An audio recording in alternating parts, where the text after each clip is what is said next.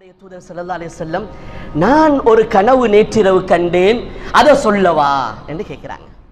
அல்லாஹ்வுடைய தூதர் ஸல்லல்லாஹு அலைஹி வஸல்லம் அவர்கள் சொன்னார்கள், நேற்றிரவு நன்கு கண்ணயர்ந்து தூக்கம் போய் கொண்டிருக்கிறது. எனது தூக்கத்திலே இருவர் வந்தார்கள். இந்த இருவர்களும் என்னை பார்த்து சொன்னார்கள், இன்தலிக், வாங்களே போவோம் அப்படின்னு என்ன பார்த்து சொன்னாங்க. இன்னி இன்தலக்துமாஹுமா, நானும் என்ன செய்தேன், சரி கூப்பிடுறாங்க தானே அப்படின்னு நான் கனவுல போறேன். போகக்கூடிய நேரத்தில் நாங்கள் இடையில் ஒருவரை காண்கிறோம், நன்கு ஒரு பக்கமாக சாய்ந்து உறக்கணித்து படுத்துக் கொண்டிருக்கிறார். நன்கு கண்ணயர்ந்து தூக்கம் போய் கொண்டிருக்கிறது.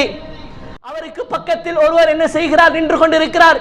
பிசஹ்ரத்தின், அவருடைய கரத்திலே ஒரு கல் இருக்கிறது, ஒரு கல் ஒன்று இருக்கிறது.